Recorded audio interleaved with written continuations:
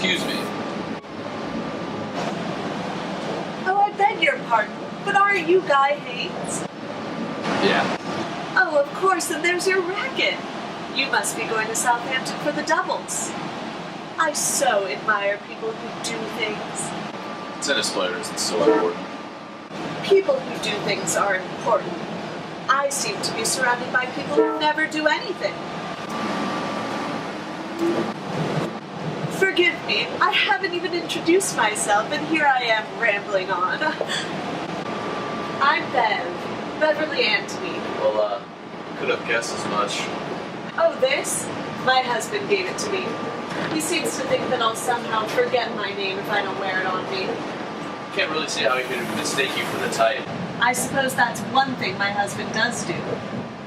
Make mistakes, that is. Like I was saying, I keep myself busy. I like to study people's minds, what makes them do things. Like, why you haven't married Anne Morton, for instance. I don't know what you mean. What do you actually do, Bev? Psychology, of course. And please, call me Bev. You see, sometimes I like to trade the psychology test for the papers. You can learn a lot about people from them. How do you figure? Well, I know you've been courting Anne Morton, and I know that senator father of hers is going to want her married off as soon as possible to avoid any scandals. Yet, somehow there's no news of an engagement. Now, why would that be? Well... I'll tell you. There must be another woman involved. Yes. I'd say you have a wife back home, and it's proving hard to get rid of her, isn't it? She won't let you run off to live happily ever after with Anne? Well, I don't know what you charge for folks just lay on the couch for an hour, but it isn't enough.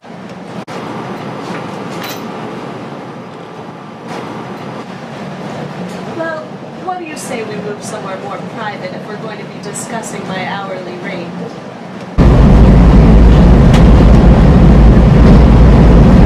Likely story. Unfortunately, one I hear too often.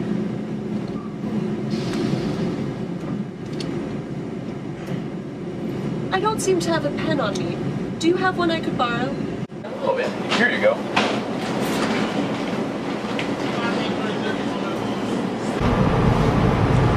I guess I know what A stands for.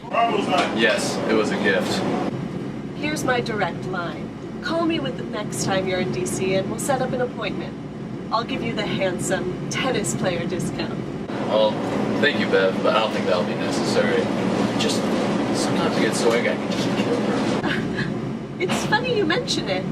I was reading a colleague's publication the other day that outlined the perfect murder. Well, think about it. His only condition for a perfect murder was to erase motive. Without motive, there's no prosecution. Well, I didn't actually mean... For instance, two strangers on a train agree to kill each other's spouses. It's quite ingenious, actually. Wait, two strangers like us? You said it, not me. Wouldn't it be divine, though? You not having to deal with the divorce, me inheriting my husband's squandered wealth. Well, sure, Bev. That would be swell, except... It's settled then. We'll swap murders. Swap murders? Oh, well... This is my stop. I must go. It was a pleasure to meet you, Guy Haynes. Oh, well... Be sure to come by my office next time you're in town. Yes, We'll nice discuss to meet you. details. Oh, perfect.